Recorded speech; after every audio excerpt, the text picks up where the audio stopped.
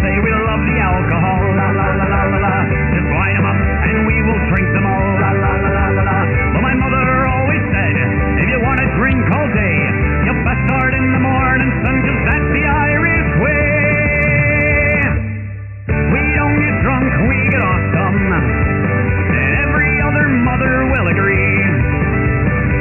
We don't get drunk, we get awesome, so order up around for you and me. We don't get drunk, we get awesome, and every motherfucker must agree.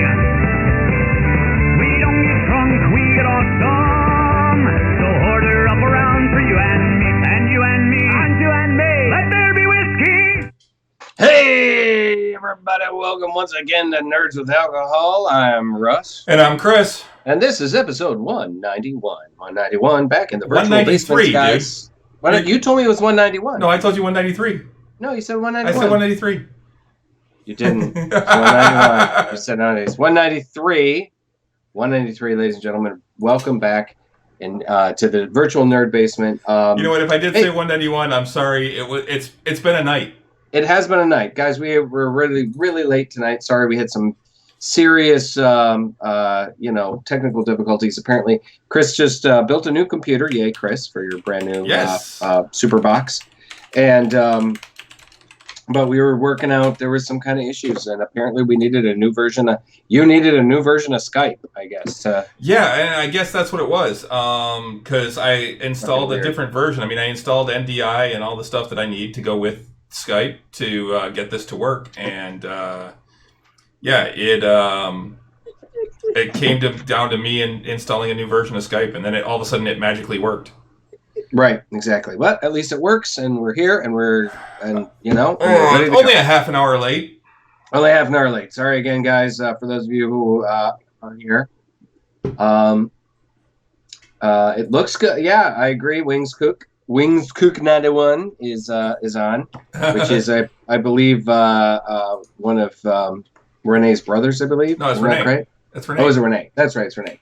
That's right. And CD's here. Thank you. Hey, CD. So CD, good to see you. So how's the new machine treating you? You got the. Other than that, dude. Other than you just went. Yeah, so far I'm loving it. It's a lot of reloading things because. Oh, sure. I actually did have to wipe my C drive and reload everything on it, but drag.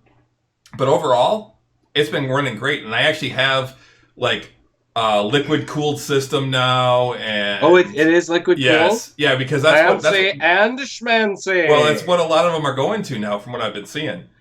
Yeah. But basically, I was trying to kind of build an Alienware style computer. Which I've got all of the cool stuff now where I can actually watch the load and see what's going on the computer itself to see what the CPU load, the RAM, the GPU, because I think that was some of the problem that we were having before was I think something on the old computer was going. I have a feeling it was probably the RAM, maybe the CPU. It was a 6-year-old computer, I think. Sure. So it's time, man. Yeah, I mean that's ancient in computer years. You got your years out of it. Yeah, so that's good. I will say this: I did not upgrade the video card on this, and I'm really glad I didn't for reasons that we'll talk about later. But so far, been loving it, and it's got the pretty glass side with all the flashing LEDs inside. At one point, Renee's like, "It looks like your computer's having a rave over there." Well, good. I'm glad that you got a new machine and everything, man. That's great. And it seems to be running better so far, at least in the 4 minutes that we've been on. It'll be better and it'll be better just for overall for the stream and everything. So that's good. Yeah, and as Renee put it, it's also damn near fucking silent.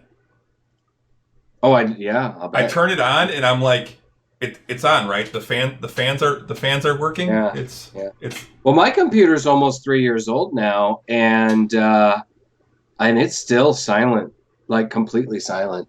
I'm right next to it. You can't hear it. And I hear Renee's machine behind me. I don't hear mine. Right. The only thing I did to my computer since I bought it is I put in another drive. Mm. And like that's just another hard drive. Now with this one being so quiet and so cool and everything like that, I'm like, now I want to build Renee a new one. There you go. Cool. Well, good. Otherwise, so what else was your week like? We had a D&D game on Saturday. It's my other campaign. Right. And that was fun. Didn't get real far, but got far enough. Left it at a nice cliffhanger, so that was kind of cool. Right. Hey, Brucifer, how's it going? Hey, right on, Bruce. Good to see you. Yeah. So other than that, it was pretty much a typical week. I mean, I spent most of the weekend either playing D&D or building this computer. So right on. I got all the pieces Saturday, and then I gamed for 6 hours. So I started building it that night, and then finished up or actually spent most of Sunday building it. Took some time because it was such a beautiful day Sunday. That, it was very nice. Took a couple hours to just sit outside and grill and just enjoy the outdoors for a little bit. And then I finished up last night, or yesterday afternoon, actually. What's cool is this actually has built-in Wi-Fi, so it was down in the basement where I was building it, and I was able to actually just hook it up to a monitor that I had down there and get on the internet and do a lot of the downloading and testing of things right there without having to bring it back upstairs and hook it in. So one of the things about computers that makes it so frustrating is that there isn't, particularly when you're trying to build a computer or you're trying to diagnose the problem, there's no like easy kind of like, let's just plug this in and it'll tell us what the fuck is wrong with the computer, you know? Like I've never built one all by myself, but I've built ones with friends that were more experts about it, and I've been exposed to a great deal of swearing involved. With my various friends have tried to make these computers. Thankfully, the last one I had before this one there wasn't too many problems. But that's the thing; something goes wrong, and I mean, it's not the easiest thing to diagnose. Well, and the thing is that it's been 5 or 6 years since I've built a computer from scratch, right. And the technology has changed so much in that time that it actually took quite a bit for me to figure out a lot of the different aspects of what I needed to plug in. How do I plug this in? Why isn't this working? Dude, I've got a 1 terabyte hard drive on this thing, a solid state drive. It's a solid state? Yeah, that's the size. Nice. That's the size of a memory stick. Wow. As a matter of fact, my RAM is bigger than this 1 terabyte SSD. That must have been pricey. It was a little pricey, but probably one of the more expensive parts of your build. Because the SSD, I've got a 500 gig SSD in this, and that's why I bought another hard drive for it, because I was like, there's not 500 gigs is not near enough room for the gaming I do and stuff. So I bought an SSD. What is it? SSDI, or it's the old style hard drive. Bought a 2 terabyte internal. It wasn't that expensive, and I just plugged it in, and that's where all my games and a lot of my stuff go to. And the solid state drive is just for pretty much just the operating system. Yeah, and it cooks. I mean, it boots up super fast. I got a 250 gig solid state for the OS. That's my C drive, and then I've got I had a terabyte and a half total between two different old mechanical drives, and then I just got another 1 terabyte of for the stick, and that's actually where I'm going to be saving all of these videos and stuff like that. I'm hoping that with it being a solid state and being on board, that it'll be quicker for the video encapsulation and all that stuff that we're doing. I also got 32 gigs of RAM in this so that we can do all the video stuff. I built it to be a high-end gaming / video processing machine. Right. Which is funny. So yesterday I did a test stream. I just played MechWarrior for like 15, 20 minutes.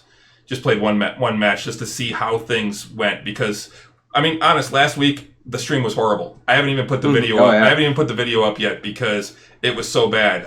I can't watch it because it just locked up all the time. The audio was great.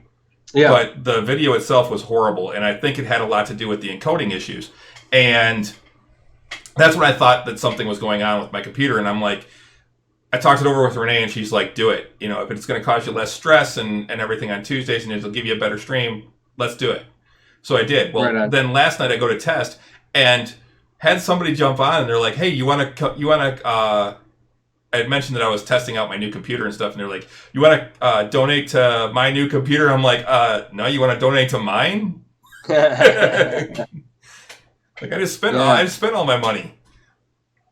Fucking A, right. I mean, that's the thing, though, man. I mean, sometimes just the peace of mind. Like for me, normally I would have like a friend build a computer for me, and Frankenstein one together and shit. And when my old computer was going, I was just like, you know what? I don't want to deal with the stress. My buddy Sean, who was the one who would build the computer before, he had moved out of state.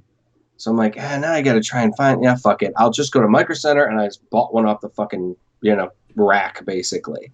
And I got to admit, I'm happy with it. I got no problems, It's $1,000. I spent $1,000 on it. And I already had a monitor, and actually my mother has given me 2 newer monitors that are just great.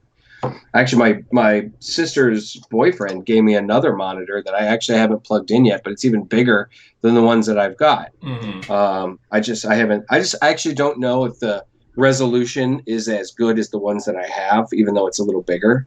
So I don't know. I'll test it out eventually. But I was just like one of those things. I was like, I was glad to have the peace of mind of like, I just wanted a machine that worked. Yep. And it's good. And it's got a great video card in it. Even 3 years old, it's still a fucking great video card. It's like the Nvidia 1070. It's still a really good video card. And it's great. I have absolutely no, and I should knock on a lot of wood, right? So how was your week? It was good. Like I said, I'm back to work now, and that's really great, really, to be back to work. And we're full steam ahead on floats for the Thanksgiving Day Parade. We're currently working on Blue Cross Blue Shield. We've got another one coming up for Gardner White, the new sponsor for the new main sponsor for the parade, and another one for the Kellogg Foundation, not the cereals, the Kellogg Foundation. So we're really we're busting ass to try and get these working on these right now, and it been really hot. Just today wasn't as terrible, but it's still, even if it's only 75 degrees outside, it can still get up to 85, 90 in the studio. So today it was like 84. I think. Today was a little and that's the thing. By the time, and I've mentioned it before, by the time the sun gets to a certain point, it comes in through the skylights and it just like microwaves us. Yeah. And so, and then plus we're staying a little bit later now too, on certain days of the week, and we're going to be getting into some serious overtime. So that, like I said, it's nice to be back to work, but I had a few errands to run, and then the week was just, it was busy. And then the weekend, I'm dealing with still a lot of kind of displacement because I'm not at the Renaissance Festival. And then that's been really difficult on me. The fact that I've got, normally on the weekends, I'd be, and hell, on Friday night, I'd be ready, going up to the campground, and I'd be hanging out with my friends, and I'd be, depending on what I was doing job-wise, I'd be getting up early and making up all my fairy characters and getting all into my ogre costume and working with the mermaids or doing whatever. So it's just it's really weird. We're coming up on what would be our third weekend, coming up this Labor Day weekend, and actually it would have been our new opening weekend because we had pushed back opening day. So it's just been really strange and weird. But Stella and I did go to this past Saturday. We went and saw the Marvel exhibit at the Henry Ford Museum, in Field Village, and we can talk about that. It was really, really cool. But unfortunately, too, on Friday night, we suffered a loss. The world suffered a loss. This is the first thing I was going to bring up tonight. Yeah, and we, Chadwick Boseman passed away, and so we can talk about that a little bit. But that was pretty impactful too. It was a rough day. That was really rough, and that actually hit me harder than I thought it would have. Yeah, me too. You know, I mean, it brought me down hard, and so the rest of the weekend was kind of just kind of mellow. Kind of, you know, kept. Stella had a bunch, some of her friends over for her writing group, and on Sunday, and very responsibly, you know, socially distanced and stuff like that. So, but I am looking forward to our game on Friday. We do have a game coming up on Friday. Yes, just a reminder, Tavern Nights this Friday night. We're getting good reviews. People are liking it. I got to get the second part of last week, or the last episode up. I'm hoping to have that up tomorrow. Yeah, so people have Bruce time to watch it before we start on Friday. Yeah, Bruce is in the chat right now. He said he watched it and loved it. Dave Kish is all about it. Yep. It's really cool, and we've had some really great response. So that's cool. I'm really looking forward to the next game, and I just hope we can. I really want to keep consistent. That's my main thing about it, and I think that's the important part about having any kind of show, streaming any kind of show, is keeping the consistency. I agree. So that's so what are you drinking? Because it's been so long, I've actually already almost finished my drink. This is something that Renee picked up. She found it. I actually saw it, and I almost picked it up, and then she went to the same bottle shop that I did to pick up a couple other things, and she saw it, and she's like, "Oh, I'm going to get that." So it's Vanilla Captain's Porter by Big Lake Brewing. It's got a really cool can, some cool artwork on the can there. And, that is cool. And it says the creamy, rich, chocolatey, full-bodied porter with vanilla, 6.5% ABV. I will say that I have liked everything that I have tried by Big Lake Brewing, and this is actually no exception. They are out of Holland, Michigan, and they are one of my favorite smaller breweries. They're starting to come out with more and more stuff I'm seeing at the stores. But they tend to do the 16-ounce cans, which I like. They're four packs of 16-ounce cans. This is a very dark beer, like a porter should be. Has a nice light brown head. It has a lot of roasted note aroma with a little bit of chocolate. And I'm going to go ahead and take another sip here.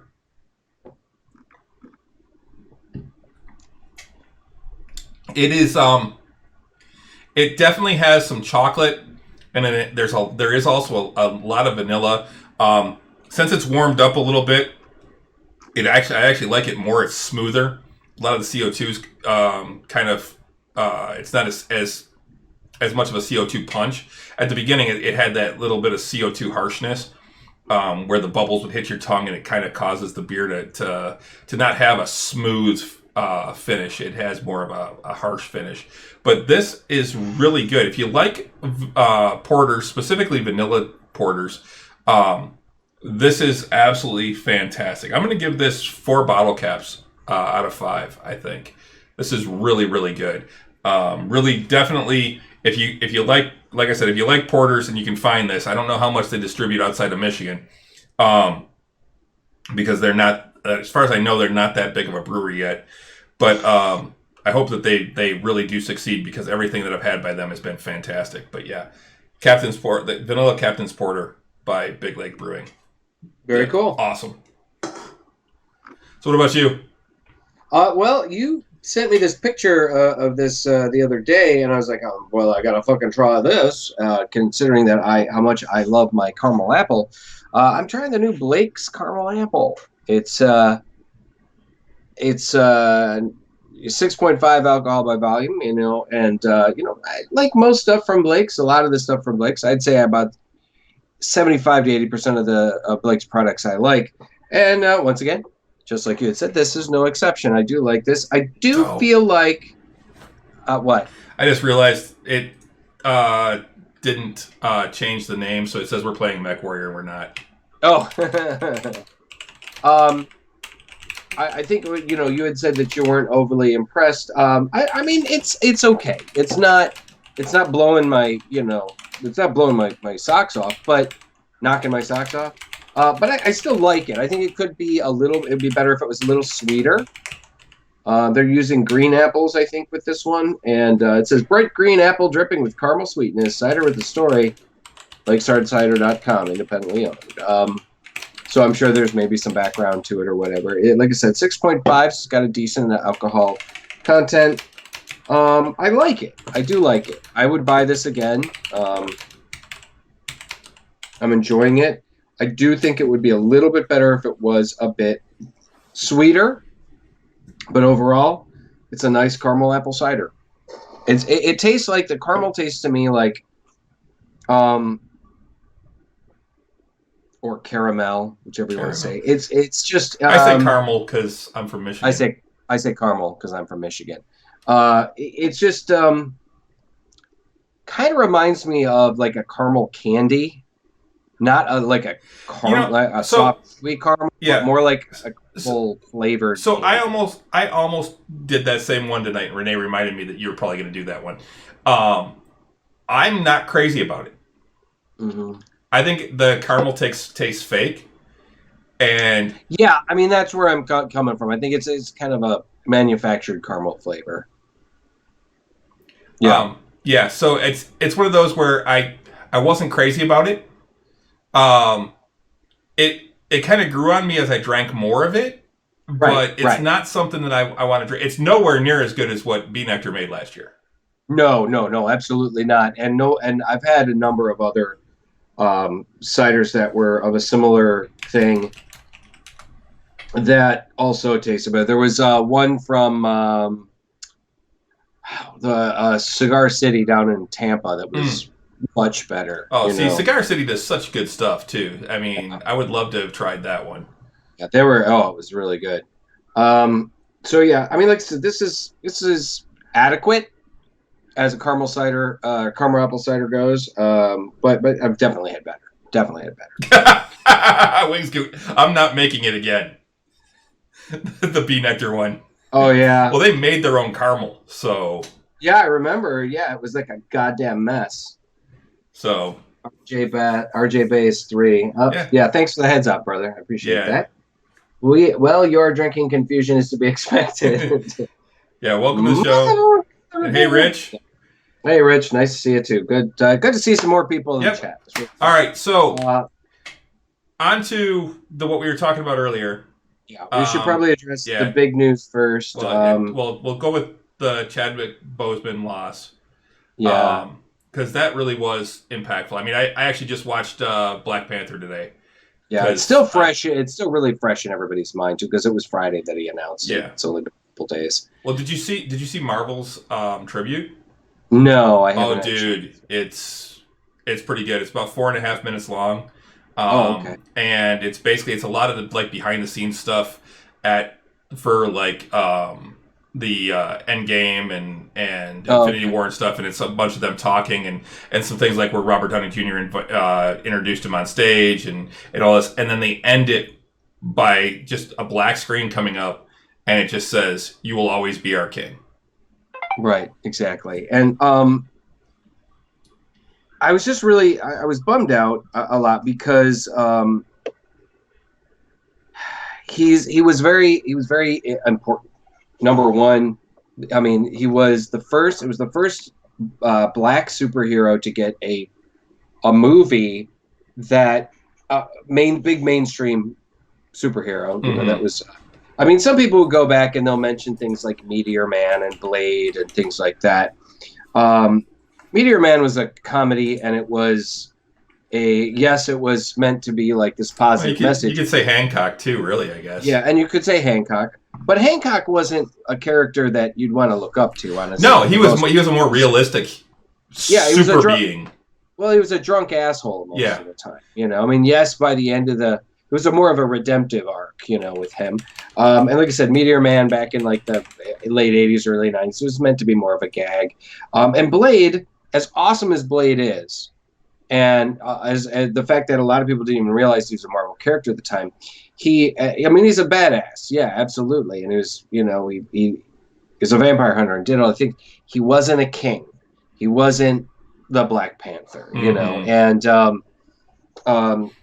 so I think that's where one of the things where it's very impactful and very much impactful, particularly to African Americans, and how they were able to see this amazing character that like kids could look up to, and that wasn't, that just was this amazing that they'd never seen before, and people. There's a lot of people that are talking now, like, or not, some people anyway. There's like kind of this movement where they're asking Marvel and Disney to not recast it, to have instead have Shuri, the sister, become the new Black Panther, and I was like, well, and that did happen in the comic books. I can't remember exactly what the instance was, but I thought that was a great idea. It is a cool idea. Although I don't know that she would be the greatest one to. I like her as the Q. I think Shuri is already a cool character on her own. Mm-hmm. I don't think she needs to be the Black Panther, at least not yet. I think they need to make it. What's her name? His girlfriend. Okay, yeah, and then there were a couple other, like one of the ones from the ladies from the Dora Milaje, or one of his. See, I don't think that the Dora Milaje would work because they're the Guardians. The Black Panther is the leader of Wakanda. Sure. Yes, exactly, and like Stella brought this up to me, and I was like, oh wow, that's a really good way of looking at it. The Black Panther was a particularly a character that African American kids could look up to as a shining example, similar to Captain America or Superman or whatever for everybody, but specifically they were, a character. He was a character that the African American youths could look up to, little boys, and I think we still need that. I think taking the Black Panther away from them so soon is doing them a disservice.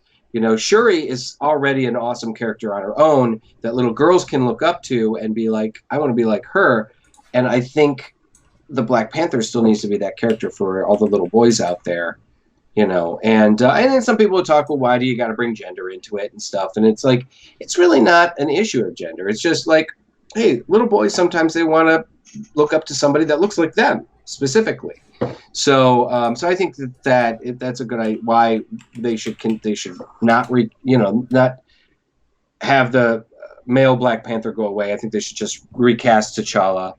And I think honestly, Chadwick Boseman would not want the T'Challa to go away. I think he would want somebody to fill in, fill his very big shoes, because he does. It's some big shoes to fill. You know. And I mean, honestly, the guy, I did the math, and he was going through chemotherapy during the filming of Black Panther. They cast him, and I believe during, they must have shot Civil War, which was his first appearance. And then after Civil War, must have when he got his diagnosis, and then had to go through all the filming of Black Panther and the filming of the Infinity War and Endgame, going through chemo and stuff. So it's a little weird, too. I mean, we're a couple of middle-aged white guys, speaking on what we think that the African American youth might want, and I think it's kind of silly, but that's my I mean, I can't say I can speak for that, right? But it's just, like I said, it's just my observation of what I would be okay, I guess, with them recasting, but I would not be upset if they decided to go a different route. Yeah, I mean, I as well. I mean, like I said, I would prefer that they don't. I would prefer that they recast, but if they decide not to, I'm not going to be all pissed off and angry about it if they want to go that direction. So I don't know, man. It just it was such a great movie. It brought me to tears at certain points because I was so glad and it was so long in coming. It had taken forever for a Black superhero to be put on that big screen and to have the main stage instead of being, War Machine or being Falcon. the Falcon. you know. And one of my friends actually brought up and said, well, you know, the Falcon is going to be Captain America now. Sam Wilson is going to be Captain America now. And that's fine. And that's fine too. I mean, that's a great thing too. That'd be great to have, you know, Captain America be a black man, and it was great in the comics. I collected the comic. It was really freaking cool. One of the better stories I've read in quite a while. But I still think that the King really resonated, you know, from what I could observe. I'd really love to hear from, you know, like maybe a fan or somebody that is a person of color that could tell us what they think. You know, maybe some of my friends. If they hadn't killed him off, I'd have been fine with Killmonger actually stepping in at some point and coming up with a way to do that. That was the thing. I mean, Killmonger, I mean, I think he was actually, they were supposed to be bringing him back in the next movie. And, I mean, he was a sympathetic villain. He was one of those villains that is very common in Marvel movies where you can see his point, you know, you can see his side of the story quite a bit, you know. So anyway, in connection with that, when Stella and I went to the Marvel exhibit at the Henry Ford Museum, we walked up and there was a display. One of the earliest displays in the thing was of the Black Panther. It was his costume along with Shuri's costume. And it looked like the one that where Shuri has him kick it.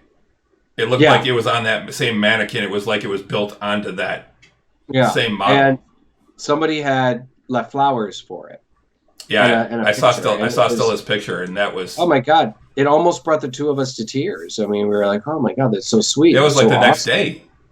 Yeah, and it was the very next day. We were guessing that maybe it was somebody on the staff. Maybe, I don't know. But I did take a picture of myself with... There was a Black Panther statue. There were a number of really cool statues that you could take pictures with. There was, like, the Thing sitting on a bench reading a book. And you could, like, sit with him. You sit next to him and take a picture with him. And there was a Thor. No, there was a Hulk. It was huge, like life-size Hulk. There was a Thor that was hanging outside of the exhibit. Like he was flying. There was a Spider-Man. There was Kamala Khan, Ms. Marvel. And so we took pictures and stuff. They were on Stella's phone, though, so I haven't really posted any of them yet. But it was really cool exhibit, man. It's $35, so it's not cheap, but it's $35, and it also gets you into the rest of the museum as well. So you can go and enjoy the Marvel exhibit, and then you can go and enjoy the rest of the Henry Ford Museum if you haven't been there. And honestly, I had never been. I'd been to Greenfield Village, but I had never been to the Henry Ford Museum. I've never been to either, so I know. I remember you saying. So I really enjoyed kind of. We didn't have a whole lot of time. The place closes at 5, and we got there at 2:30, and then you got about an hour and a half in the exhibit. But it was enough to kind of get a little taste, and we're going to go back on a day when we've got a little more time. Yeah, I definitely want to do it. I mean, I've done the Star Wars one. When Renee and I were in Belfast, we did the Game of Thrones exhibit, which was absolutely cool as hell. And those were specifically for costuming too, if I remember correctly. Yes. Yes. Now this one does have a lot of costume stuff from the movies, a lot of costumes from the movies, and from some stuff from the Netflix TV shows as well. There's a Daredevil outfit. There's the Luke Cage costume, or his hoodie that he wears and gets shot up. So there's some really cool stuff, but there's also a lot of original art from the comic books. And that was really cool for me too, because you could see where they were drawn in blue line, and you could see the inking and where they used whiteout to fix things and change things. And, very old school, you know. It was really, really cool. And they went into some history about Marvel Comics and about Stan Lee and the way Marvel would make comic books, and it was really, really, I mean, just really fucking cool, man. I mean, I enjoyed myself a great deal. And honestly, it was really kind of a cool day, too, because we're walking up, and a couple of my friends happened to, from the Renaissance Festival, happened to walk up. A couple of my fairies, actually. And they were like, yeah, we got a couple more people coming. So it was actually one of my former fairies and then a couple other cast members that I was like, oh, that's great. And so I got to see some friends, and that was a nice surprise. But yeah, really cool. If you guys, highly recommend it. Can't say more about how awesome it is. And So go and check it out if you can. Really great. Yep. So I think we need to, and as much as we don't like to get off of the dirt stuff so much, but I think we got to talk about some stuff that's going on in the world right now too. Yeah, sure. The stuff that's going on in Kenosha, Wisconsin. Oh my God, has been horrible, absolutely horrible. Absolutely horrible. And if you've been living under a rock, you may not have heard, but Jacob Blake, a black man, unarmed black man, was shot 7 times in the back. He's not dead. He is paralyzed. Paralyzed from the waist down. Yes, it sounds like. But he was shot in the back 7 times by police officers, and they're making this whole thing out to be that the cops were in the right and all this, and I don't believe it. But there were, of course, protests, as there should have been, about police brutality. And Kenosha, I guess, is known for having issues with this in the past. And during that time, a 17-year-old kid with an AR-15 killed 2 people and injured a third while he was protecting property that wasn't his. Right. He was actually from another state. He was from Illinois. It was only from it was just over the border. They said it was like 60 miles away. About 50. It was only about 15 minutes, actually. Okay. 20 minute drive from what they were saying. But still, he transported a long rifle over state lines. Mm-hmm. He wasn't old enough to carry it. And he shot and killed somebody. And then when he was trying to be subdued by other people, he shot and killed someone else. And then and then shot and wounded somebody else. Yeah. And then when he walked up to police, this is the other thing. He walked up to police with the gun out, and actually, from what I heard, told them that he shot people. I think he actually called somebody at some point, and it might have been the police that I just killed somebody. And they let him walk away. Yep, they let him actually go home. Yes. He went home and went to bed. And they proceeded to drive into the crowd where people were like, that kid shot people. He killed people. And so now, yes, Kyle Rittenhouse, unfortunately, a 17-year-old who has now been... CD said he called a friend. Yeah, he called a friend. Okay. He has been arrested. He's being charged on 6 different counts of like intentional murder or something like that, or other things. One charge of owning or possession of a firearm and something like that. A bunch of different things. And the thing is some people are hailing this guy as a hero. He killed 2 people, and they're also talking about. But those people weren't good people. That's the thing. After the fact they find out. The one guy was a felon, and then they tried saying that a couple of 1 or 2 of them were pedophiles or something, and there's absolutely zero evidence that that's the case. Yeah, and it's actually one guy. He had an assault charge pending against like an ex-girlfriend. Yeah, sexual assault charge. And then sexual assault charge. Apparently, that had been dropped like the day before. Well, and the thing is that that doesn't matter. You don't know that at the time, and even then, it doesn't matter. Well, that's the thing. Whether they had these things or not, they are innocent until proven guilty. They're allowed to have their day in court, and so people were bringing that stuff up. Oh, you killed a pedophile, and you killed this, you killed that. No, you didn't. You just killed 2 men. And there are all the people that are also claiming that he had claiming self-defense. Yeah.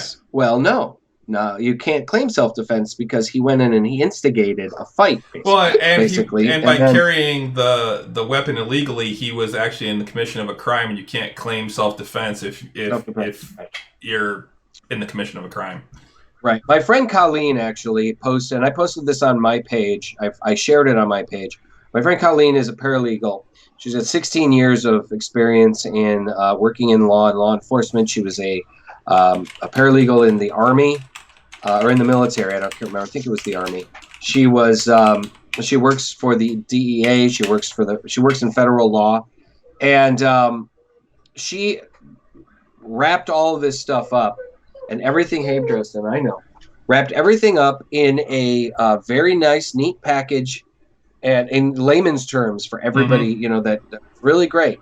And like I said, I shared it on my page. Yeah, I read it. And it's really fantastic. Yeah, it's really fantastic. I can put it on the Nerds with Alcohol page if you'd like.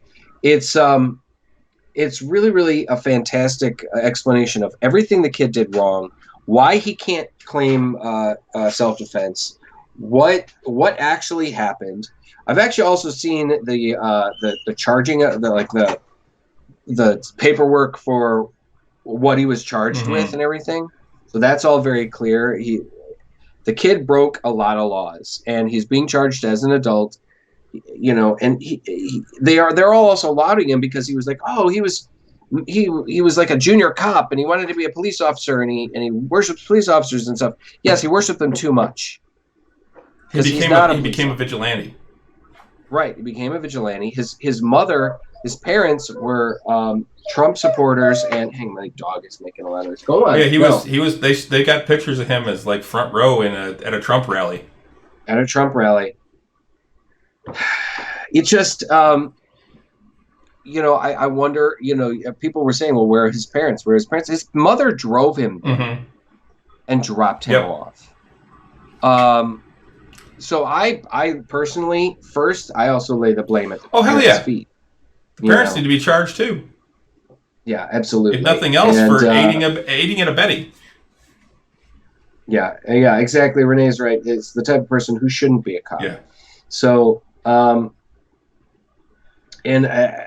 also, I mean, the boy had some problems. Apparently, he had some issues with drinking, and I mean, who hasn't experimented a little bit when they were underage? But I mean, like I said, the kid he had some issues, he had some problems, and like I said, even Donald Trump, I believe, was lauding him as a hero and shit like that. He was at one point, and then he's no longer lauding him, but he won't condemn him. And the shit that he said last night, speaking of Trump, who was supposedly going to Kenosha today. I haven't heard anything about that yet today. But he was going to survey the damage that the protesters did. He's still laying all the blame on the protesters. And he actually, on Fox yesterday, compared the shooting of Jacob Blake to missing a putt. Yes. Yeah. What it was, the cops choked. I read about this too. Yeah. The cops choked, basically. And shot him in the back. It's kind of like when you miss a putt and you choke. And what? Yeah. And then he reiterated that when he was on Laura Ingalls' show later on, who's a huge Trump supporter. And she was like, you're not really comparing the two, right? Yeah. Yeah. She tried to save his ass, basically, because he's just, I mean, the guy is so removed. He is. I think a lot of it is just, he just doesn't fucking understand. He has no clue. He's so far away from, removed from all of these issues, of these things. If it doesn't affect him directly, he doesn't give a fuck. He is such a narcissist. And he doesn't get it. He just doesn't. Oh yeah, well, you know, I don't know. It's like missing a putt. It's not like missing a putt, dude. These guys shot this father of 3 in the back while his kids watched. You know, while his kids watched. I mean, oh my God, the guy was there to like break up a fight or something. We don't want to dwell too long on this, but we and Nerds with Alcohol have to, you know, we do feel like we need to address these kind of things from time to time. Kyle Rittenhouse, I'll go on record right now. Kyle Rittenhouse deserves to go to prison, and he needs to. I'm going to say, like, maybe, I mean, because he's looking at potentially life in prison. I would like to maybe see him go to prison for a long time, with the possibility of if he can be rehabilitated, because he is still a kid technically. I mean, but he needs to be punished, and his parents need to be punished. The thing is that I'm one where I can see him going away forever, and I will not lose sleep over that.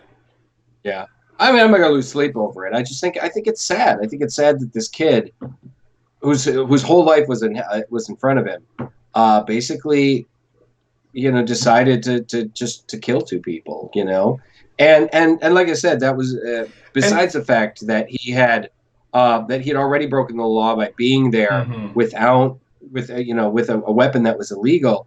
He also fired blindly into the crowd. And that's what I was just going to say. It's amazing that he didn't injure or kill more. Right. Exactly.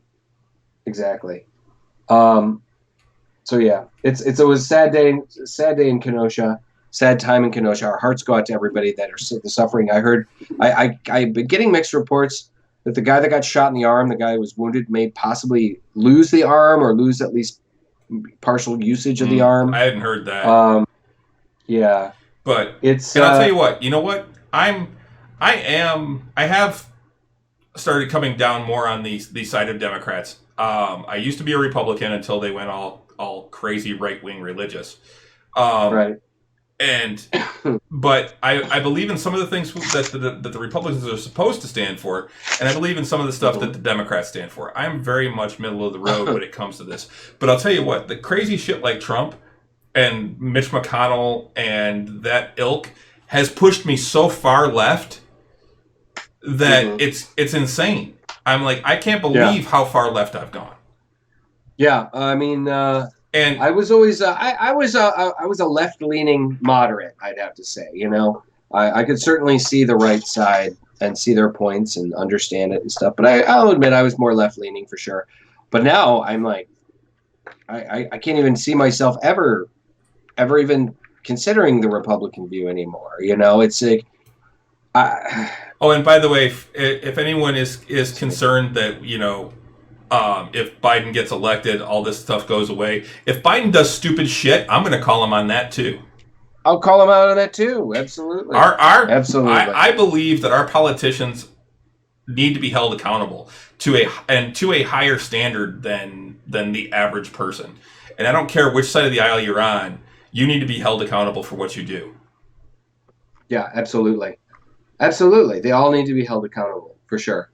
And I mean, there are a lot of people out there that think that Barack Obama did no wrong, that he was the second coming, and no, he got fucked up too. I mean, he was wrapped up in a very pretty package. Well, he was a good president. Yes, but at least he didn't coddle to the despots of the world and right. Piss off and alienate all of our allies. He right. knew how to be a politician. He knew that you had to work with both sides. The fact that exactly. You had the other side like McConnell saying, as soon as he got in there, saying, "I will make it my job to make sure he gets nothing passed." Right. Yeah. I'm tired of these people these politicians that are just out for themselves. I mean, Donald Trump is the best example because, I mean, the only thing he is interested in is making money for himself and his buddies and for, I mean, he's using the office of the president to basically just. Well, look at the amount of money he's made just on his own golf trips. The dude used to bitch all the time about how many trips, how many vacations Obama took. And the guy's going to his own resorts and charging the U.S. government millions every other weekend. So we should probably move on. We're going to keep this is going to be too much. Yeah. But guys, like I said, just get out there and vote. Vote these monsters out. And just remember, we're all in this together. We've got to fix the situation because before it gets worse, before there is a civil war, before there is a breakdown in this country. Yeah. Because I see it happening. I had a friend of mine. Can we just secede, become part of Canada? I saw a thing like a meme that basically made the United States of Canada. Yeah, and took like California and a lot of the East Coast and some of and like Michigan and some of the other. It was like, and turned us into the United States of Canada, and I was like, I'll tell you, it's okay, cool. So anyway, and it even laid out like what. Like how powerful that would be because of all of the natural resources in Canada and how much money that would go with it from the Northeast, right. and then the entertainment aspect, the entertainment industry coming from California and having all the California part of it. So anyway, so what else? Moving on to some lighter stuff. This weekend we also saw the openings of both New Mutants and Bill and Ted Face the Music. Which I unfortunately only know one person that saw Face the Music, and he hated it. He thought it was horrible. He thought it was one of the worst things that's ever happened. Oh, that's too bad. Because I've seen, I had seen a few reviews that were kind of like, didn't like it. But I saw quite a few that were like, in fact, my friend John, who's a big movie guy, and the guy I actually made a movie with years ago, he loved it. He said it's fun. It's a fun, light movie. It's not meant to be super serious. It's a blast, and just like the previous ones, it's not meant to be this deep movie. It's fucking Bill and Ted, And I did see a lot of people on Facebook and whatnot. They loved the film, and it got VOD. It was released on VOD, and in some theaters were available. Most places in the country still don't have theaters available, so there were a lot of them, just kind of VOD, and I'm hearing like mostly positive stuff. So we got two thumbs up on it in the chat right now. So cool. Who is Auntie Dawn? Is that anybody we know? Or I believe that's a friend of yours. Okay, I think Auntie Dawn. If you want to identify yourself, that'd be great. Otherwise, welcome to the show, Bruce. Thanks. Cool. I'm glad you liked it. I haven't seen it yet. I had meant to, but it kind of the weekend got away from me. And I was kind of, Auntie Dawn, she's from MRF.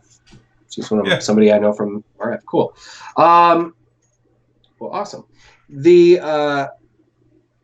I've heard that it was, like I said, overall a fun movie and that it was good. So it's great. I hear Gretchen might open Jim's theater. Yes, I heard Gretchen might open gyms and theaters next week. Apparently. Is it like a Kevin Smith sequel? Yeah.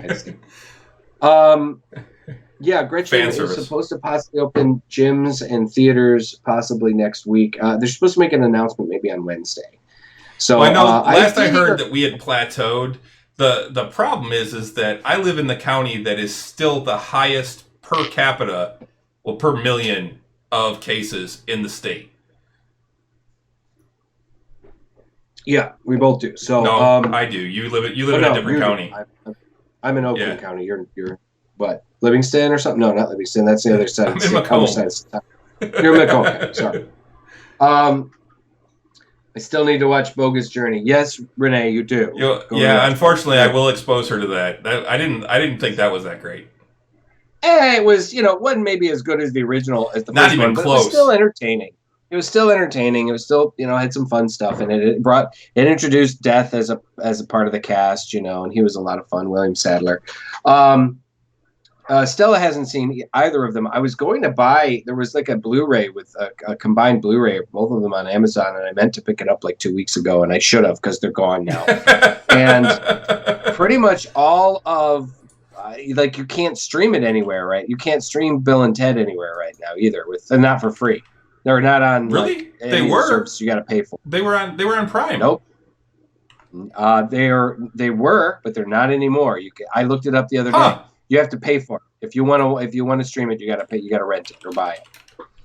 So, but I mean, of course they did. I mean, why wouldn't they? It makes total sense. They got this movie coming out, this third sequel, the third part. everybody's going to be like, yeah, I want to see the originals again. So they took it off. Eventually I'll get the Blu-ray or something. I was kind of shocked at myself that I didn't already have them. So, I'm here. Like I said, I'm hearing good things. I'm hearing fun stuff. So I am looking forward to seeing it. I plan on checking it out. I really do. Me too. I'm not going to let my one buddy who, I got to say, he can be a little judgy. You think I'm judgy on films? He can be worse. I'll bet. So I will take what he said with a grain of salt, and I will probably watch it myself anyway. But yeah, he was saying that the acting was horrible, the story was pretty much non-existent, and even like the daughters, one of them, I know one of them was in Hide and Seek, which I've seen. Which is actually not a bad movie. It was actually better than I thought it would be. But I think it's Samara Weaving. Yeah, it is. Samara Weaving. And he's like, even she was horrible in it, and he's like, I think it was just the script, and see, Bruce just said he liked 3 better than 2, but neither is as good as 1. So okay, all right, great. And I trust Bruce's opinion. He is a wise nerd. Bruce, I know Bruce. I used to game with him. He's one of my gaming buddies from when I lived with Keith and then Christian and stuff like that. So I know from that whole group over there. And the kids were a great addition. Cool. But yeah, Bruce was a great fun. I actually just found out I drew one of his characters for my friend Keith's superhero game, role-playing game, a supplement that he's making. So I'm old. Is that what you're saying? I'm old is what you're saying. No, you're just experienced, man. Come on.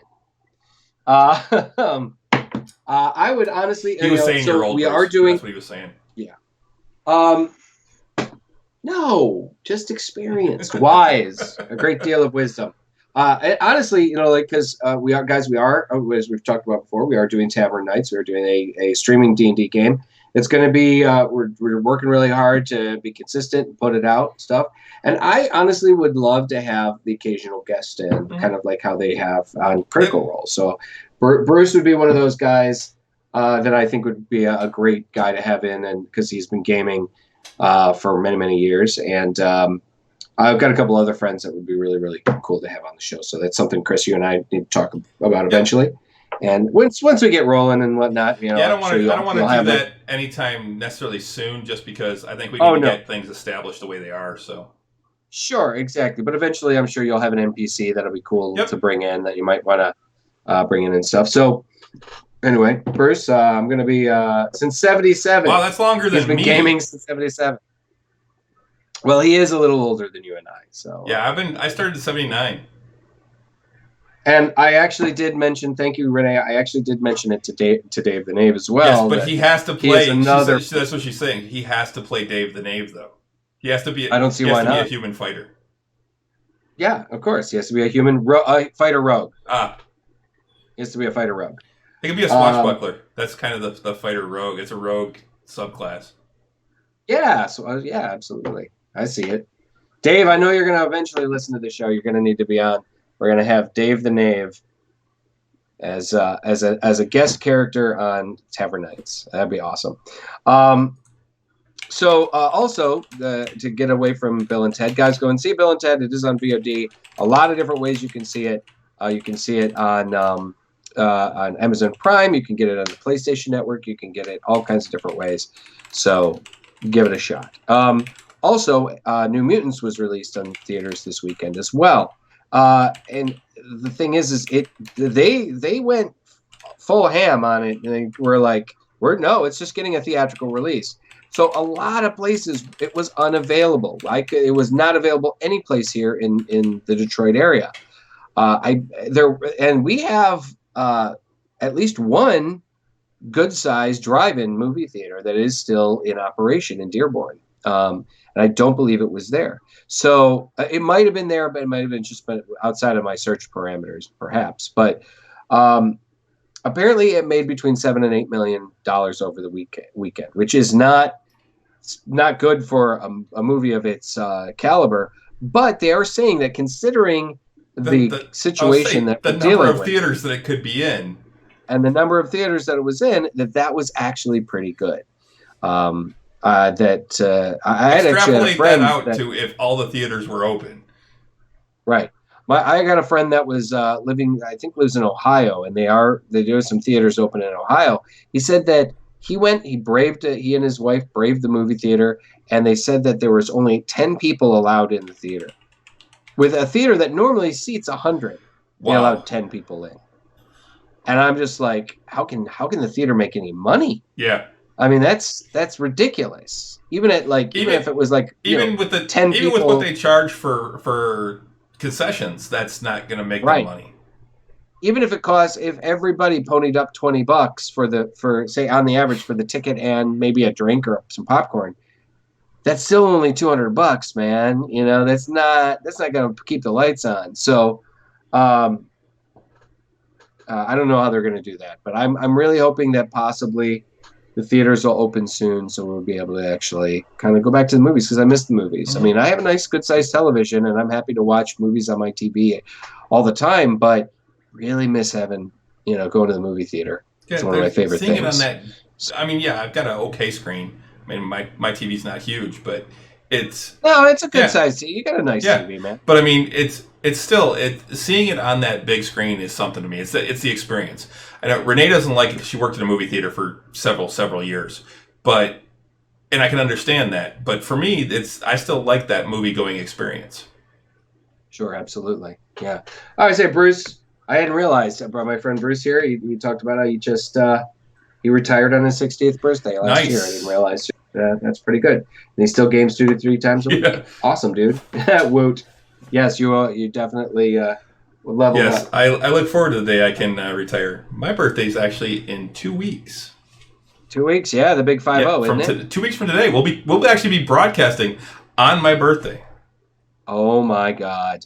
Well, fucking A right. And like I said, the big 5-0. Which, speaking of, we can talk about it now if you want. I've actually meant to talk to you about it before the show, but we can talk about it on the show. Next week, okay. Tuesday, I cannot stream. So it's a matter of, do you want to do it on Monday, or do you just want to be dark next week and skip it? And we can do Monday. It's fine. So you guys that are in the chat right now, you're hearing it now. Next Monday, we will be dark on Tuesday. We'll be actually doing our show on Monday. So absolutely awesome. What 8 mother effing years? What does she mean by that? At the that's how long she worked at the theater. Oh, that's right. Yeah, that's one of the reasons why she doesn't watch movies as often. Well, it's not even that she doesn't watch movies; it's that she doesn't want to go to the theater. Ah, I see. Well, that's a long time. Dude, we go to the theater. She still runs into people she knew. She runs into people she trained. Wow, that's crazy sauce. Yes, we'll have to birthday shots. We'll have to get a bottle of Jameson and in our respective places and do your birthday shots. Yeah. So anyway, the New Mutants, to go back to it, the Mutants have been getting kind of lackluster reviews. I've heard some people really like it. I've seen like commercials that, of course, are like, hey, it's amazing, and all these words. But I've heard other ways that it's like, well, it's okay.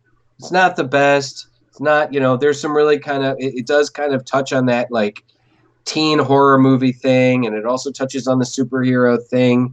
It's like it hits a lot of, like, ticks a lot of check marks in the boxes, but doesn't check them well. It's kind of like when you're taking an online survey and it says, rate each of these things 1 through 5, and instead of giving them a 5, you're giving everything like a 3. Yeah.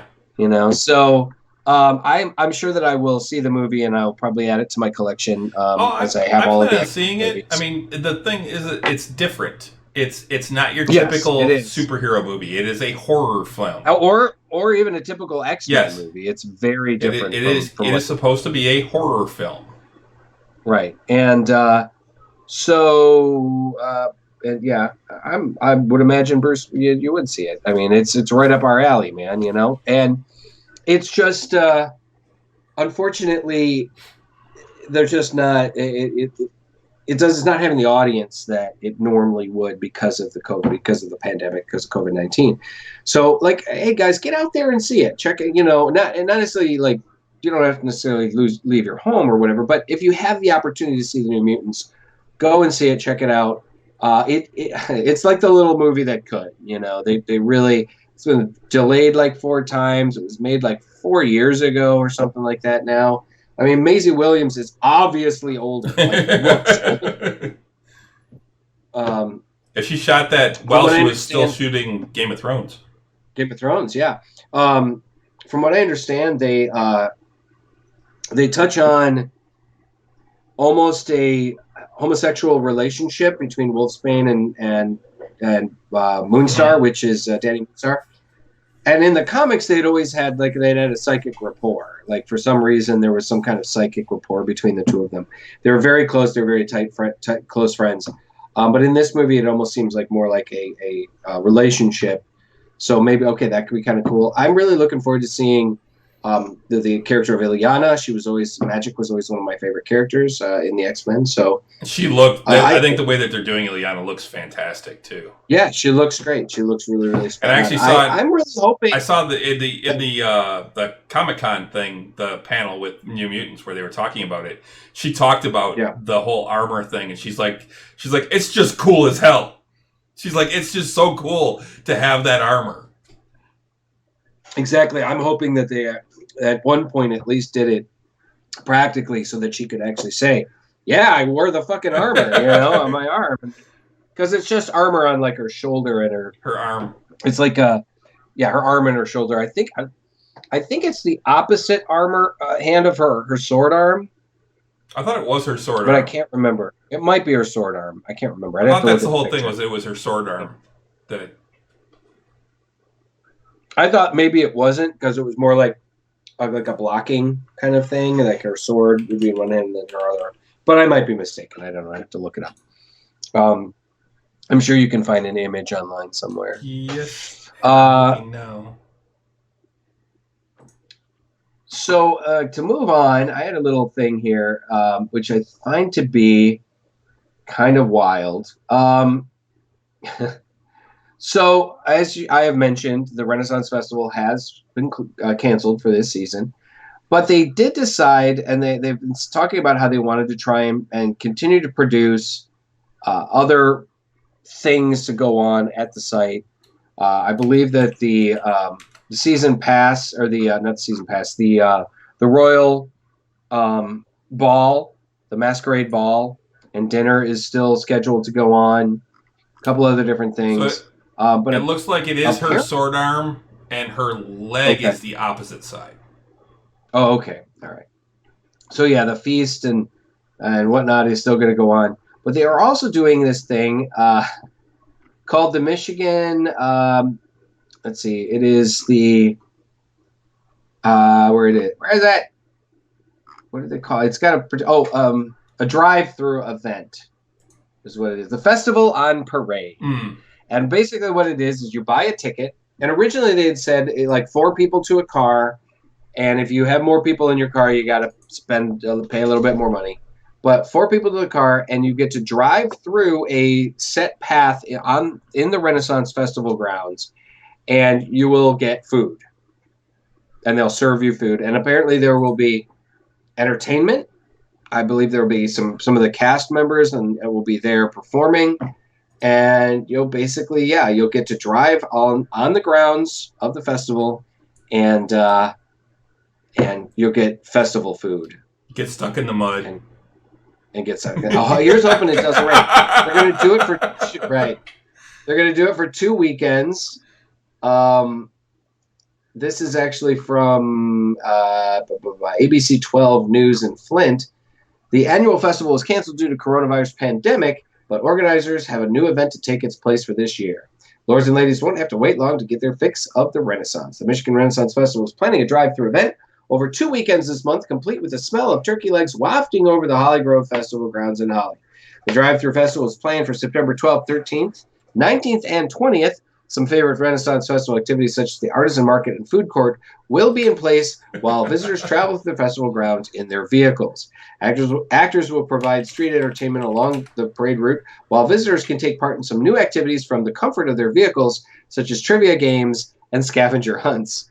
Organizers designed the parade based on guidelines from the Centers for Disease Control and Prevention and the Oakland County Health Department. All employees on the festival grounds will be wearing a face covering and practicing social distancing. A limited number of tickets are available each day for $20 per vehicle with up to 4 people aged 4 and older. The admission price includes a commemorative insulated lunch bag. Over 4 and older. So. Yes, 4 and older. So toddlers and babies are free. So yeah, $20 per vehicle, which isn't too terrible, honestly. I mean, when you really consider that a turkey leg is like $7 to $8, and I mean, if you're getting enough food to feed 4 people for $20, that's actually a hell of a good price.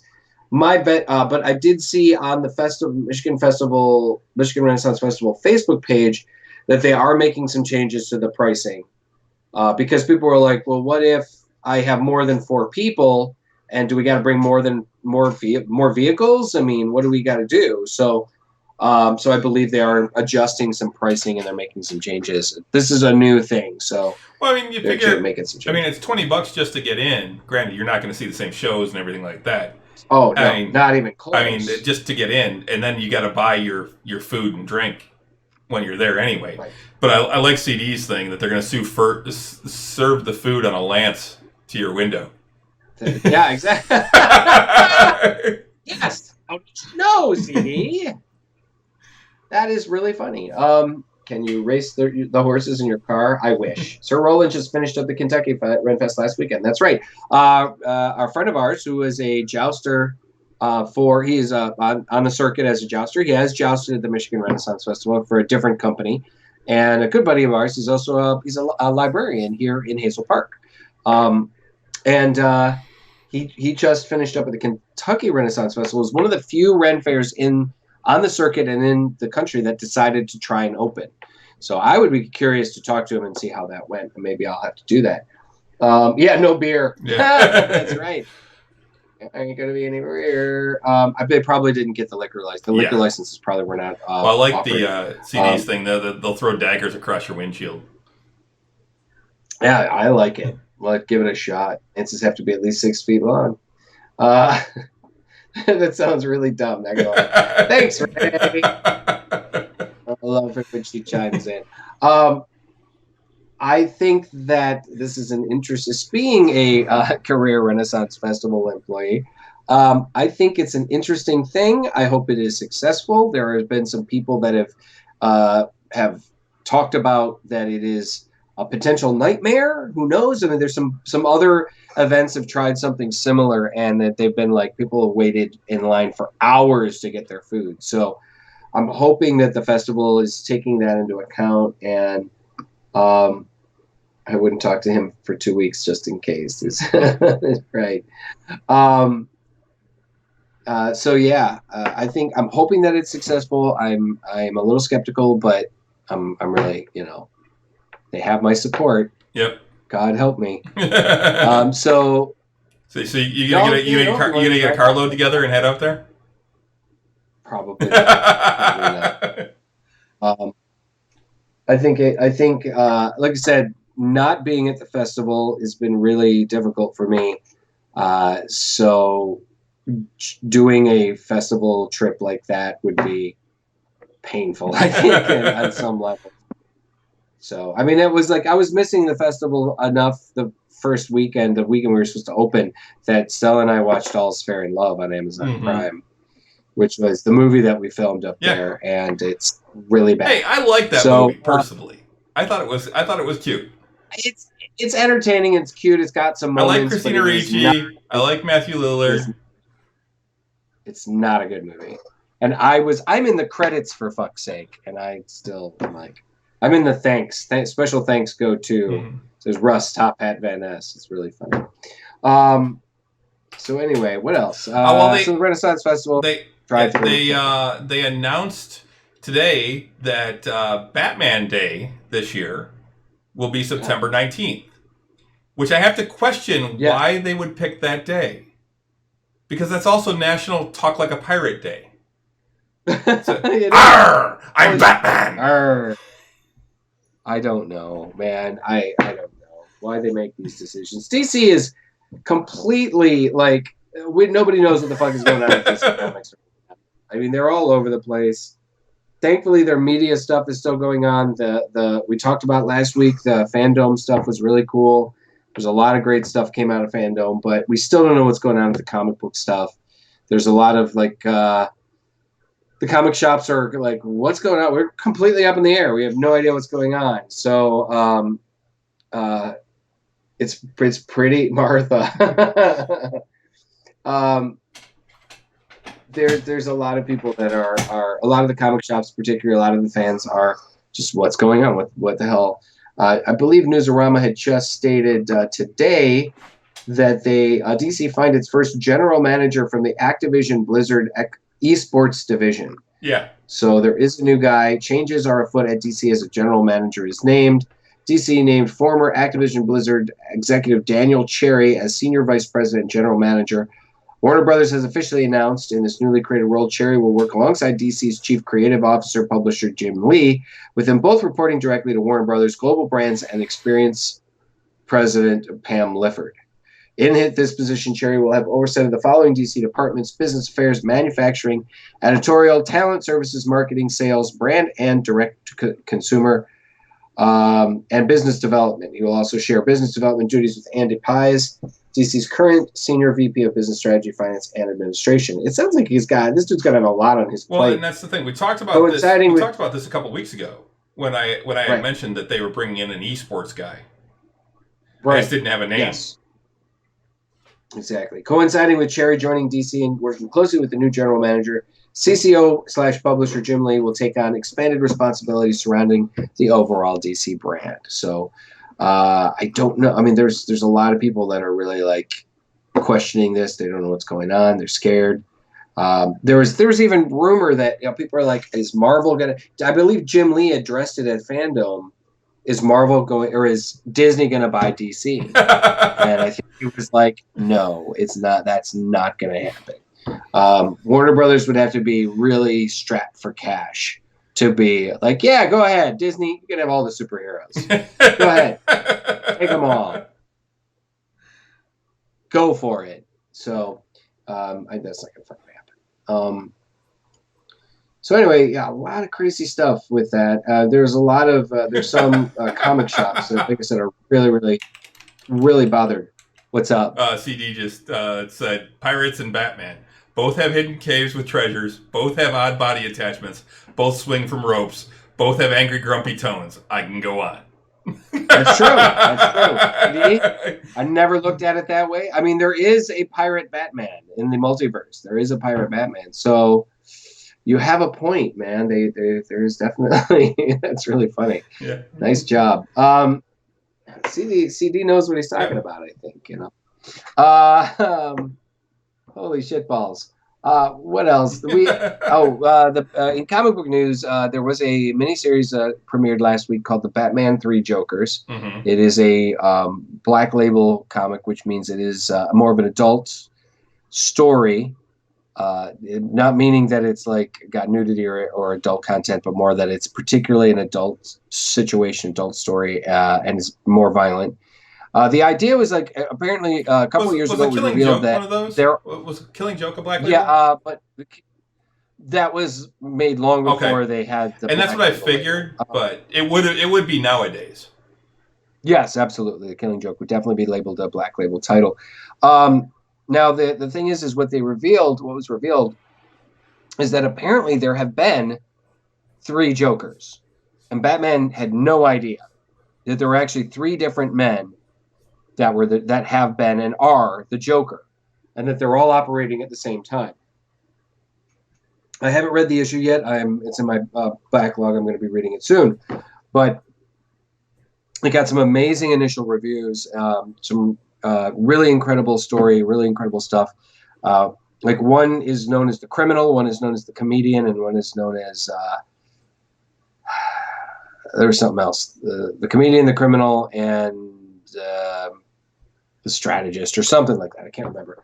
But anyway, you guys might want to check this out, particularly when it goes to a collected graphic novel. I'm going to need to pick it up. Big changes.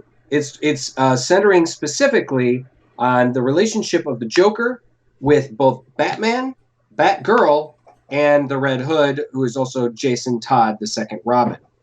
As you know, Jason Todd was murdered by the Joker in A Death in the Family, the storyline back in the late 80s.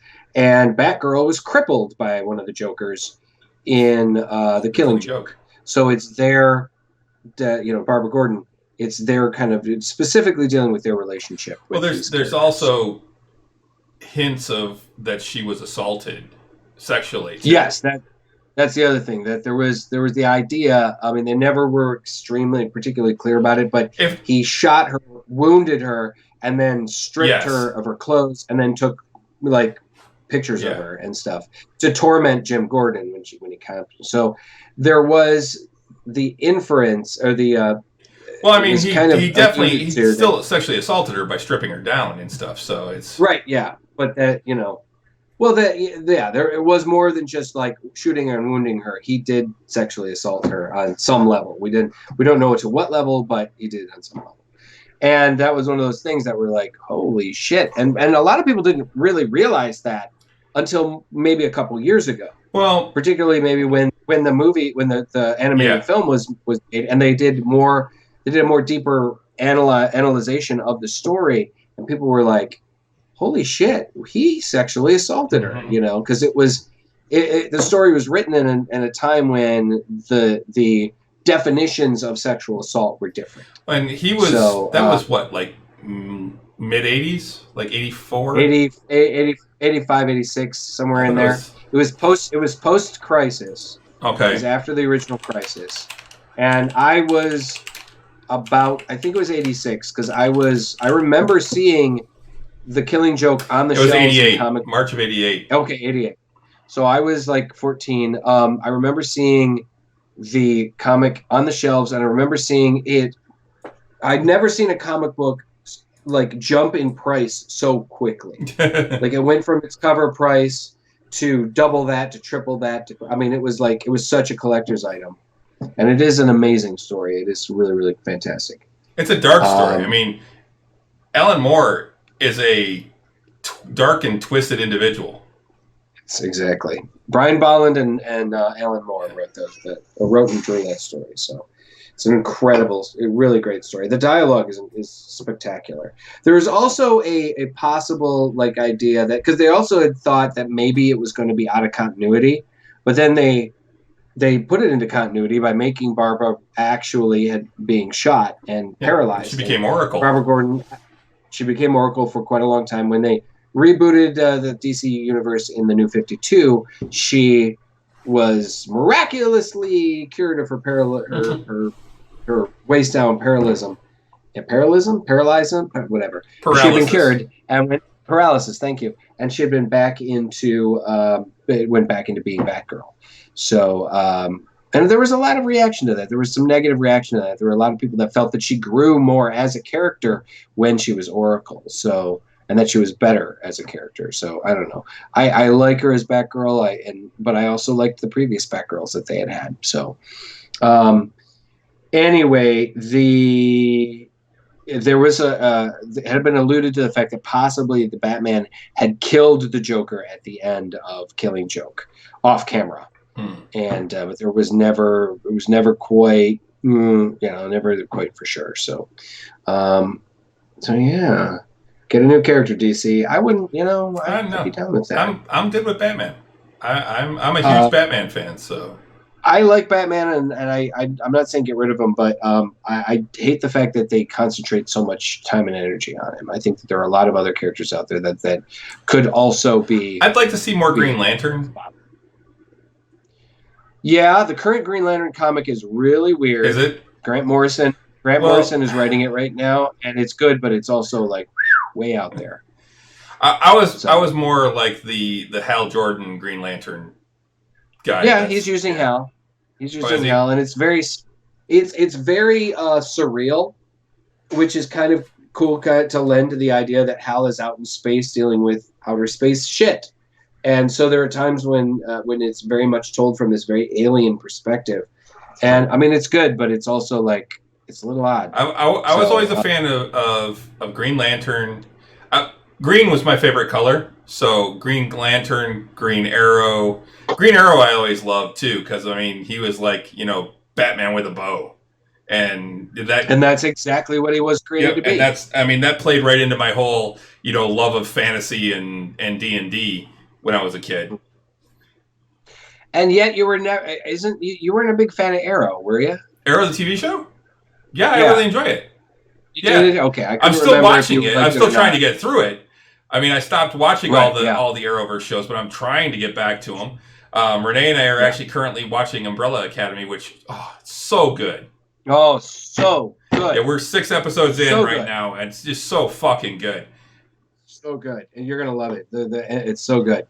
I finished that. I'm currently watching the first season of Black Lightning, which is just amazing. It's a really, really great show, and I recommend supporting it. It's a good. I'm glad that they finally did integrate it into the Arrowverse, so that we're going to see more of a crossover kind of thing. And I'm also really enjoying Lower Decks on the CBS app. Lower Decks has been really good. It's like it's getting better. It's funny like how we watched the first episode, and The Boys season 2 comes. Oh yeah, that's right. That's this fucking Friday. Yeah. You got gaming, Russ. Oh fuck. No, you know what? I'm off. We're taking a 4-day week, and I'm off. I can watch it during the day. The Birds of Prey TV show was actually really good, and it was one of those shows that didn't get that. If they had given it another season or two, I think it would have found its footing. I really enjoyed Birds of Prey. I thought it was a good show, and it's one of those shows I don't think got its due. Yeah, exactly. And from what I understand, one of the new shows that they're looking to replace Arrow with would be essentially a new Birds of Prey show featuring the Black Canary characters. So hopefully I'll watch it all at once. Yeah, Lower Decks is so good. It's one of those shows that, like I said, we both watched the first episode and we both were like, I think this has got potential. And then as the episodes have gone, because there's 4 episodes now, it just keeps getting better and better. And I think the moist episode. The moist episode, yeah. Oh my god, I'm really loving it. And apparently, although it had come up against some opposition, it's starting to get good reviews and people are liking it. And CBS is calling it a hit, so that's great. Yep. And we were talking about that we were going to do some reviews. Maybe we should just review it when it's done. Yeah, and we'll just do like a full season review. It's 12 episodes the first season, 10 episodes the second season, I think is what the plan is. Something like that, yeah. I think they did 2 short seasons, and they're going to put together. Well, one of the things I wanted to bring up, because we're getting to like the hour and a half mark here. I wanted to bring up real quick, though, and I mentioned this at the beginning. So building this new computer, one of the things I didn't do was upgrade my video card. And I'm kind of glad I didn't, because today, Nvidia announced the next generation of GPUs. Of course. And how I think it was late September, early October, all the prices of the current graphics cards are going to drop by $200. And the new ones are going to come out for $700, and it's the 30 series, the 30 RTX or RTX 30. All right. Well, that makes sense. That makes sense considering that we got the next generation of consoles coming out. So, it makes sense. Dude, I was looking into some of this stuff, and I mean, I'm not going to get into all the teraflops and everything that it was doing, that they talk about that it can do. But basically, the 3080, which is going to be the new flagship, the RTX 3080, is going to be able to do 8K video. Oh wow. They were talking about how they were showing gameplay. There's actually a video out there if you go and search for it. Look. Wait, do you have a price point? $699. Jesus, $699 for the video card? Fuck that, man. Fuck that. Holy shit. So that's for the 3080, I believe. But if you go out and search for Cyberpunk 2077 with GPU, see in your soul. there going to be a shortage on triangles? Yes. There will be. Yes. There will be no triangles. There's already no triangles. But anyway, they show the ray tracing and graphics of the new cards using Cyberpunk 2077, and holy fuck balls, dude! The clarity of the animation, it probably looks more real than reality. The reflections in pools of water, the reflections off of metal. It is fucking incredible to see this. But I'm like, see, that's the thing, though. If you have something that can do 8K graphics, you gotta have a TV that can handle it. You gotta or a screen that can fucking handle it. And there aren't any right now. So that's not a common thing. But that's the thing. This is the graphics card of the future. This is the card that you're gonna want in 5 years. Yeah, and that's the thing. In 5 years, when the price is a little more when they're ready to come out with the 40 series. Jesus fucking Christ. I'm usually one series behind. I have a GTX 2070 in this, and it seems to work okay. I bought my car. I'm like, when I bought my computer, it had a 1070. It was like one step down from the top of the line that Nvidia was putting out at the time. I think like the 1080 was their best thing or whatever. And I had the 1070, and I was like, I got a great video card, man. It cooks. Every game that I play looks gorgeous on my computer, because I also play on my PS4, and I just don't foresee like needing a video card that does that like 8K. You know, I mean, I just don't see it. Yeah, well, and I just mentioned, because CD asked if people have good enough eyesight to make the difference, to see a difference, and I've read that no, the human eye cannot perceive the difference between 4K and 8K. It really can't. Exactly. And it says, Bruce says he's got a curved double wide monitor. You motherfucker. Those are gorgeous. Yeah, what's funny is a buddy of mine down in Louisville that his son is doing homeschooling. He's like, son just finished first day of school, and he shows the setup.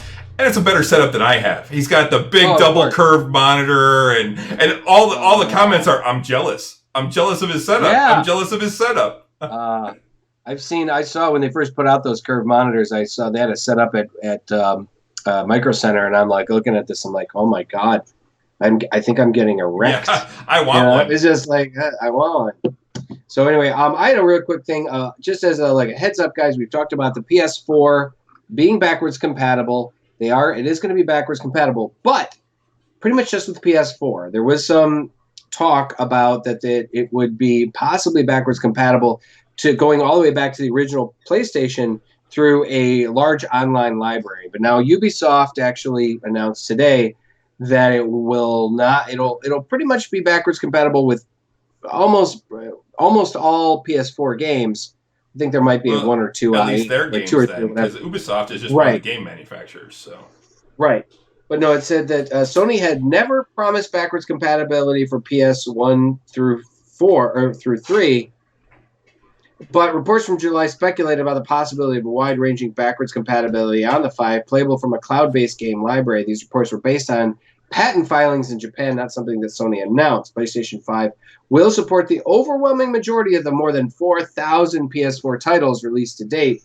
God damn, it's really a lot of games. Sony's senior VP of platform planning and management, Hideki Nishino, said in March, amid confusion about Sony's plans, several game developers have already pledged to support PS4 versions of their games on PS5, including Cyberpunk 2077 and Call of Duty Black Ops Cold War.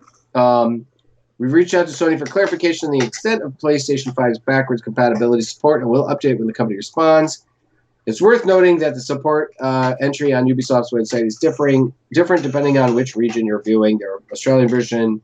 Okay, so there's still some question for sure about this, but don't necessarily expect to play a PS3 or 2 game on your PS5. Just be thankful that they're going backwards compatible to the PS4. So yeah, just wanted to touch on that real quick. It kind of rolled across my feed. So.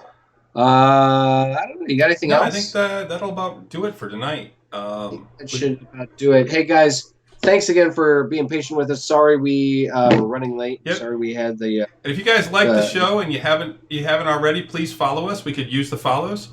We got one new follower tonight and one earlier today. Tigger actually started following us earlier today. So. Oh, that's awesome. Gotta love Tigger. Yep. She has been a big fan of the show since the beginning. Yes, she has. And big she supporter, is a dear friend. Yeah, because she's the one that introduced us to Somerset apple cider. Yeah, and many times has helped contribute to the lack of my sobriety at around my campfire at the festival. So thanks again, Tiger, and for it is Tiger. It's not Tiger. That's right, Tiger. Sorry. Yeah, she'll cut a bitch, man. Sorry, Tiger. Yeah, don't do that. It's been a day. I'm just going to keep going with that. It's been a day. It has been a day. Sweaty and hot, and oh my God. So, thanks to everyone that's following us already. We are still trying to get to 50 followers. If we can get to 50 followers, then we can actually get to affiliate status with Twitch, and it's a next step up for us. So that'll help. We're at 28 right now, so let's get some more. Thanks, Bruce. It's great having you on. And really, I'm serious. Oh yeah, Baldur's Gate 3, fucking Baldur's Gate 3. He's looking forward to seeing that. Yeah, not for a year though. Early access end of September, and they're expecting it to be in early access for a year. Yeah, exactly. It won't be till next year. Yes, Bruce. Next show is Monday instead of Tuesday. Yes. So that'll be on Labor Day. On Labor Day itself. Yep. Labor Day night. Yep. I'm not going anywhere this year, so. Yeah. Actually, our next show is Tavern Nights on Friday night. Our D&D live stream starting at 7 p.m. 7 p.m. We're going to be live streaming the next game.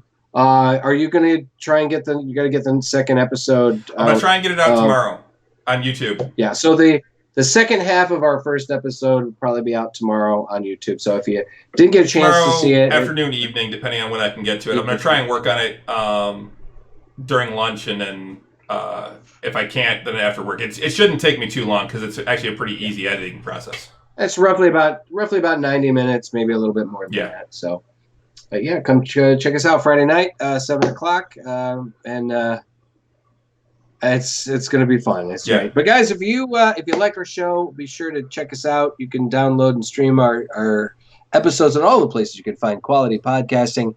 Ladies and gentlemen, we are on iTunes. We're on the Google Play Store. We're on Spotify, Stitcher, iHeartRadio, Radio.com, and of course, all the places that and of course, nerdswithalcoholshow.com. You can download and stream our videos there. Of course, we are now Twitch streaming, and we are on YouTube at Drinking Nerds. And you can follow us on most of the social medias. We are on Facebook, Nerds with Alcohol Show. We are on Twitter at Drinking Nerds, Instagram Drinking Nerds, and we are actually on Untapped as well. Although again, I'm still not on there as much as I should be. Exactly. And you can just search for Drinking Nerds on there and send us a friend request, and we'll get you at it. Exactly. Maybe next time I won't look like a homeless person. Well, hopefully next time we're not starting a half an hour late. Yeah, exactly. But yeah, I came home from work and food and yep. And I got a show, and then we were late, and I could have eaten. Yeah, we didn't know. So I'm gonna make some burritos. I can heat the shit up. So hopefully going forward, everything will be a lot smoother. So yeah, I think it will be. I think it will be. But, all right. So I think on that note. Until next time. Slancha. Oh, that was pretty good. Yeah, that's pretty good. All right. Have a good week, everybody. Good night.